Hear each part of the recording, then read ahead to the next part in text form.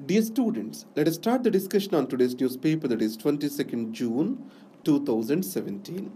The first article is A Moment for Realism. So, in this article, we'll be talking about India USA partnership, how or what turn it is going to take under President Trump. You know that India USA relationship has reached to new heights under President Obama. Now, both the countries, the world's democracy and the largest democracy, they are going through a process of churning. So, in this, the national identities are getting redefined. And also, along with this, the strategic interests are getting realigned.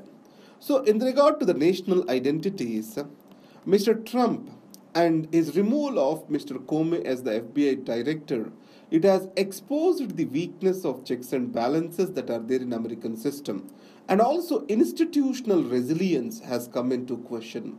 Now, coming to India, the existing government is being accused of compromising pluralism and diversity of the nation. And there is a hidden agenda towards majoritarian rule in the country. That's what is being accused of. But on the international front, if you say, United States of America always it stood for its strategic interests. That is what is called strategic culture of USA.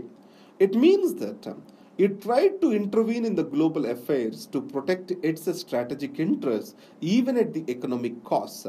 But today, Trump he sees every relationship as transactional, even including the relationship with the European Union.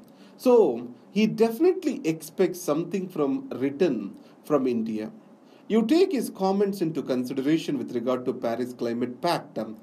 Clearly shows or he clearly points fingers towards India.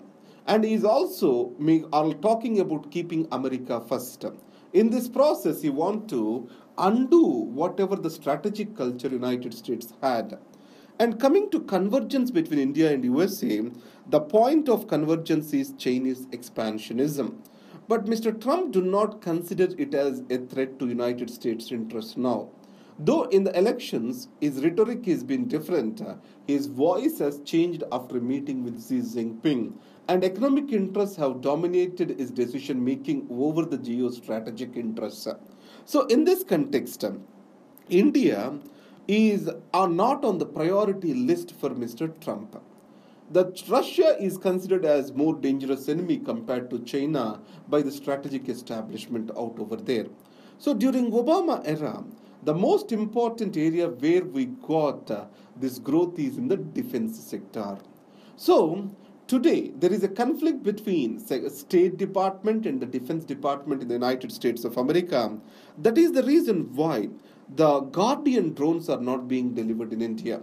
So, if India has to navigate through this intergovernmental conflicts in the United States of America, a strong leadership is necessary and a strong emphasis on relationship with India is necessary.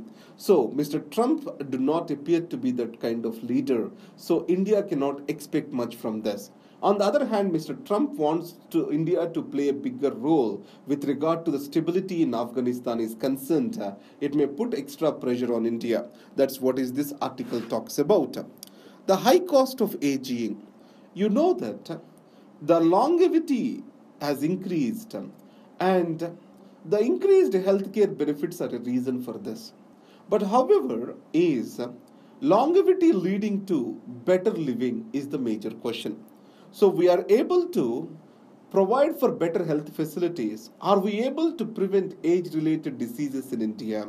Either diabetes, hypertension, disability, multimorbidity. These are all growing among the age-old population. So that's the reason why we need to emphasize on disease prevention among the age-old population with emphasis on exercise at the early age and lifestyle changes. This all shall happen as a movement. If you take United States of America, when obesity was becoming a problem, there was an emphasis on prevention through exercise, etc. So in these circumstances, Indian the healthcare system need to gear up to the increasing aging population.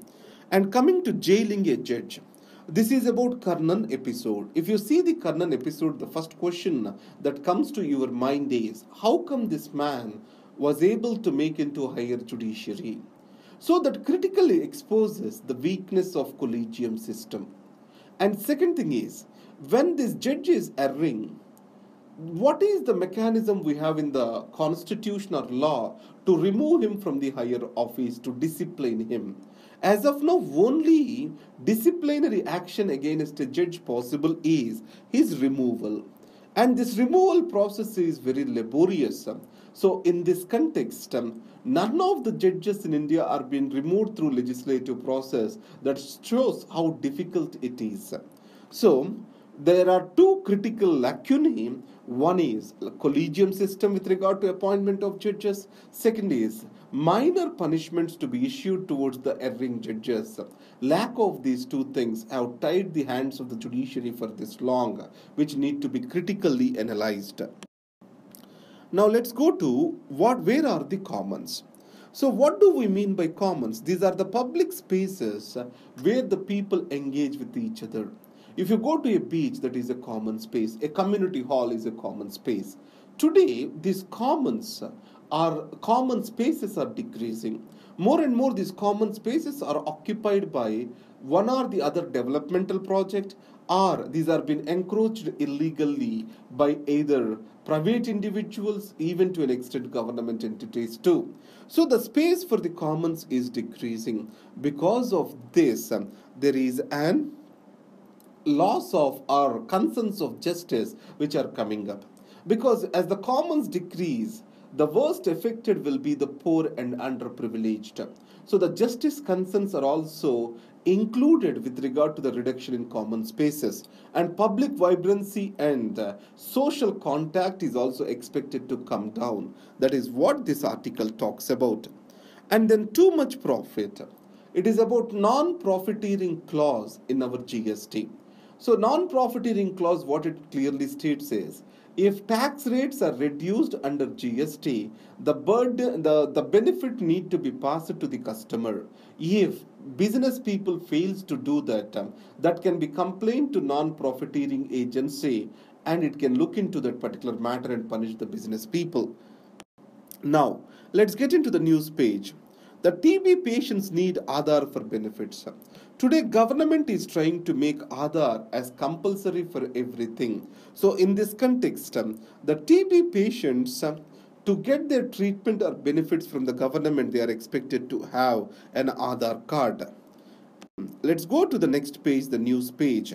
Here, the Kenneth Jester has become the new ambassador to India. That's a factual information. The center will not respond on RTI pleas on Netaji. So why? So as per the RTI Act itself, if any information has a potential to damage the relations of India with a foreign country, the government need not disclose that information. Using this provision, the government is not coming forward to disclose the information related to Netaji. And then at the end of this, I gave you the notes.